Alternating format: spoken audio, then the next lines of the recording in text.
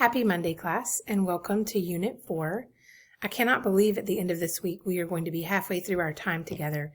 The weeks are passing by really quickly, and I am really enjoying the discussions that we're having on the discussion board and enjoying seeing the relationships that you're forming with your peers also on the discussion board. Some really thought-provoking questions are coming up and some shared experiences that I think are beneficial to us all. I wanted to give you a little pep talk this week as we begin Unit 4 because I know that when you're in the middle of a race or you're in the middle of something big, there's that tendency to lose motivation around the midway point.